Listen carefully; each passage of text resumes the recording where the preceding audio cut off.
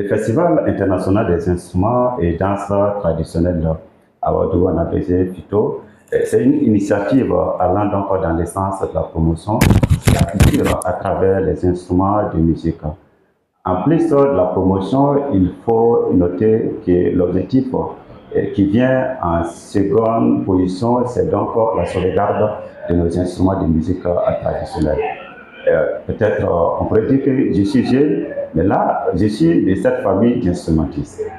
Je ouvre une petite parenthèse pour souhaiter un bon repos à mon grand-père Jean-Joseph Kouchoubé, décédé le 21 juillet 2024 à l'âge de 104 ans.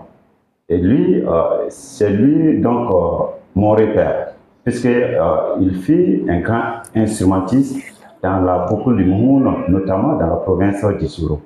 Et l'instrument qu'il jouait, c'est donc le palanga. Le palanga, c'est un instrument samo fabriqué à base donc de paille ou bien de tiges, du mil, avec une petite calebasse en bas. Et les grands-parents jouaient autour de ces instruments et c'est un moment pour eux de se donner des idées, de donner la joie à la population.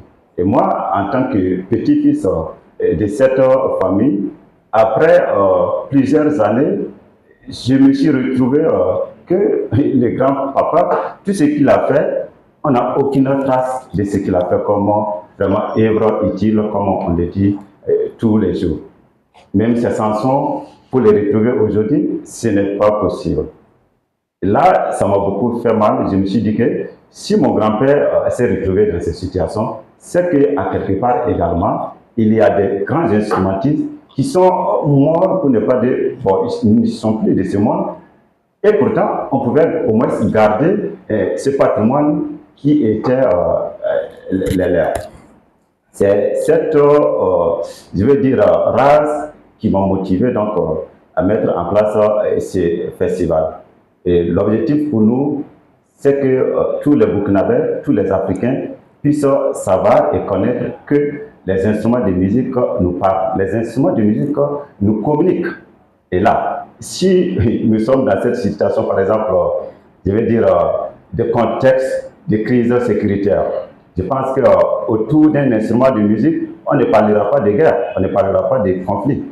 Ça sera que de la paix et d'amour et de joie qu'on va se partager. Et l'objectif, c'est de ramener encore les uns et les autres à se parler autour des instruments, à se partager les soins autour des instruments de musique. Et pour notre première édition qui a eu lieu donc en 2023, on s'est dit qu'il était vraiment très, très pertinent pour nous de tenir cette activité. Parce que la première édition vraiment a été donc un grand succès pour nous, surtout pour l'avoir réalisé, pour avoir exécuté toutes les activités qui étaient au programme. Réunir des instrumentistes venus donc de diverses communautés et toutes les communautés y étaient présentes. Et c'était vraiment un moment de partage, de connaissances, un moment d'apprentissage pour les jeunes, pour les vieux.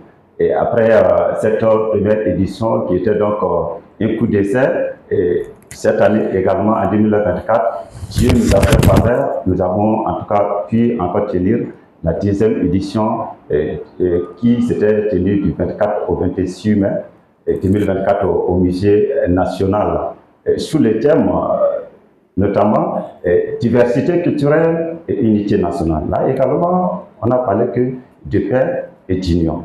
Et cette deuxième édition aussi, c'était vraiment un franc succès parce que la mobilisation également pour une deuxième édition, on ne s'y attendait pas. Mais on a pu en tout cas mobiliser pas mal de communautés et surtout une communauté invitée d'honneur qui était à l'honneur, notamment la communauté Kalla Tamasek, qui est vraiment venue en masse pour rehausser l'éclat de cette deuxième édition.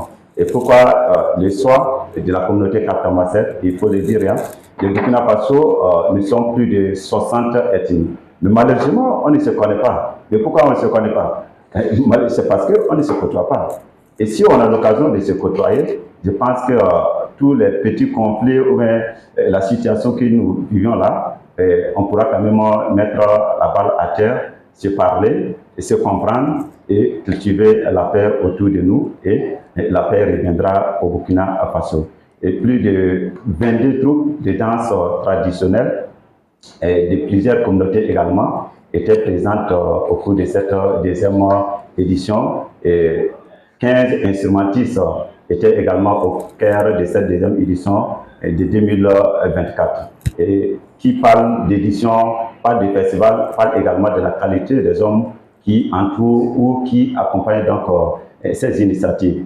Je commence d'abord à dire merci, je vais dire à nos ancêtres, à travers les représentants qui sont toujours vivants, les chefs qui sont en tout cas aux côtés de cette initiative, et après les chefs de terre, les chefs coutumiers. Il faut noter également que l'État burkinabé, à travers le ministère en charge donc de la culture, est au cœur donc de cette initiative.